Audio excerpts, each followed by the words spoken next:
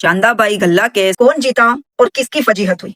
Case का आखिरी पड़ाव, चलिए इसके बारे में बात करते हैं। लोक स्वामी ने लिखा कि चांदाबाई गल्ला केस में दाई हार गए, उनकी फजीहत हुई, इसलिए फिर 1928 में जो वाकया हुआ, नाउजुबिल्लाह।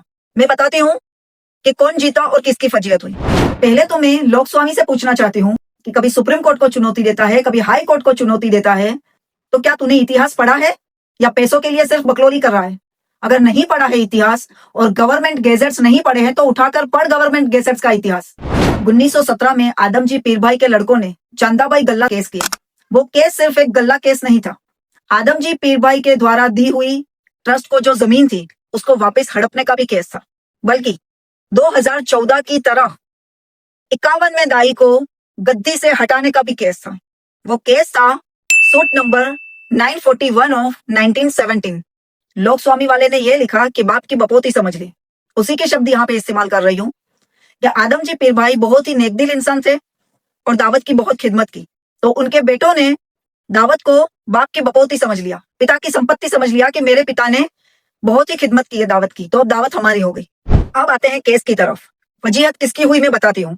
19 मार्च 1921 को मुंबई हाई कोर्ट के जज ने, जस्टिस मार्टिन ने फैसला सैयदना साहब के हक में सुनाया।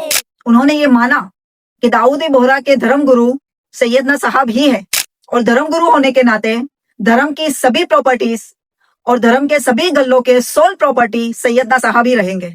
बल्कि असली फजीहत बताऊं, केस करने वाले के वकील ने, जनरल गवर्नर ने यह कहा सैयदना साहब की शान में कि मुझे बड़ा आश्चर्य हुआ कि एक पतले दुबले से दिखने वाले इंसान, उनका वर्चस्व इतना, उनके पीछे उनकी कौम के लोगों का यानी उनके फॉलोवर का फेवर इतना था कि हम सैयदना साहब के अगेंस्ट में कोई प्रूफ नहीं जुटा पाए।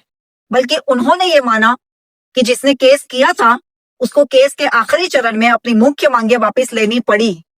तो फिर सवाल यह है कि 20 दिसंबर 1928 का वो वाकया क्या था। मोरारजी देसाई के बारे में तो मैंने बता ही दिया, कांतिबाई के बारे में बता दिया, कोलिंग के बारे में बता दिया, मरीन ड्राइव पे आज जहां मरीन ड्राइव है वहां पहले समुद्र था वो भी बता दिया। लेकिन वो वाकया क्या था? सच कहूं, और अगर आप भी इंटरनेट पे सर्च करेंगे तो गवर्नमेंट गैजेट्स में ऐसा कोई भी वाकया रिकॉर्ड ही नहीं है। क्योंकि अगर ऐसा कुछ होता तो वो बहू आदमजी पीरभाई की बहू थी, और आदमजी पीरभाई कोई ऑर्डिनरी पर्सन नहीं है। आदमजी पीरभाई ऐसे पर्सन हैं कि उनका नाम उनके पोते और परपोते भी आज यूज करते हैं। उनके पोतों ने, परपोतों ने विरासत में अपने दादा परदादा का नाम और पैसा तो ले लिया, पर अखलाक नहीं ले पाए वो लोग, तौफीक ही नहीं हुई उनको।